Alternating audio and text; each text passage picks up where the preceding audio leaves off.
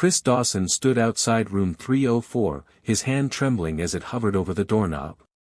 He had barely slept in days, his jeans were stained with the fingerprints of worry, and his shirt carried the faint scent of the diner he washed dishes in overnight.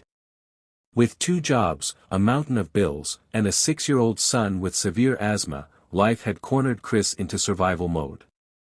Today was supposed to be different. Room 304 was the office of a potential third employer, part-time janitorial work at a fancy downtown office. He needed this job like oxygen. Rent was overdue, Liam's inhaler supply was running low, and Chris's spirit was teetering on the edge of collapse. But in his exhausted haze, Chris misread the hallway. Instead of turning right at the elevator, he turned left and walked into room 314. He stepped inside quietly. The room wasn't a business office like he expected. It was warm, filled with soft light and a round table in the center surrounded by people who didn't notice him at first.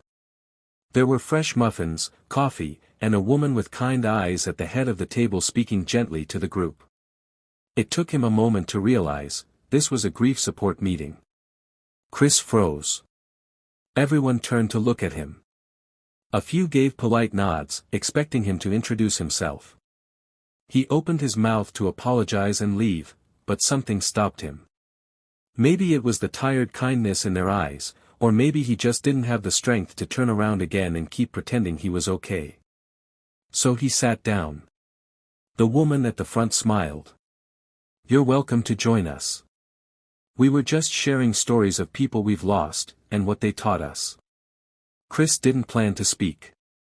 But then a man across the table talked about losing his wife to cancer, how he had to raise their twins alone, and how he failed them many times before finding peace. Another woman, dressed in a nurse's uniform, shared how she lost her father but remembered him every day by helping others. One by one, the people around the table weren't just grieving, they were surviving. Somehow, their stories weren't just about loss, they were about love, endurance, and grace.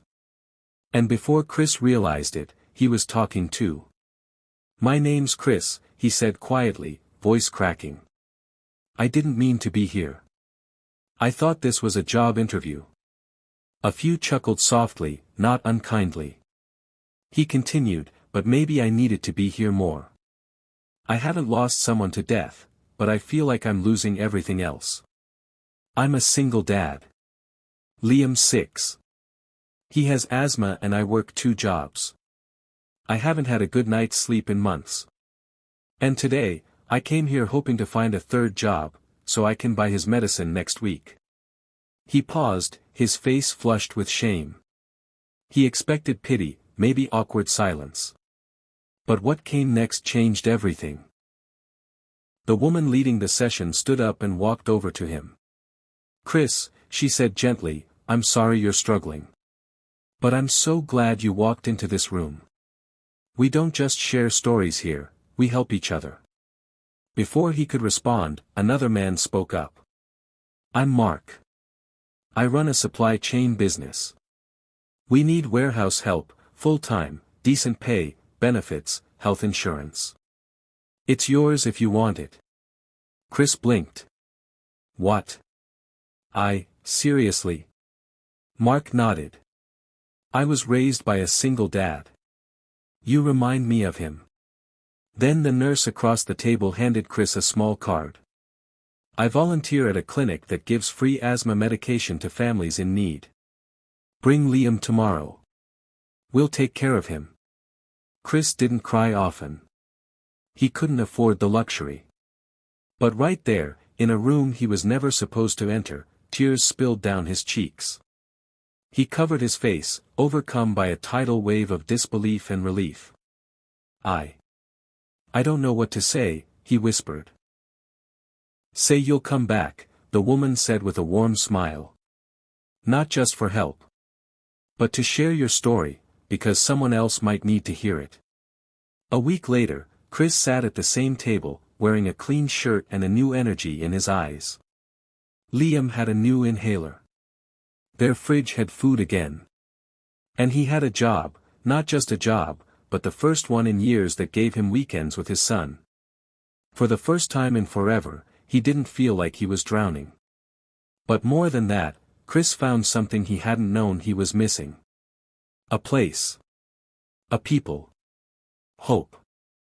And it all started because he entered the wrong room.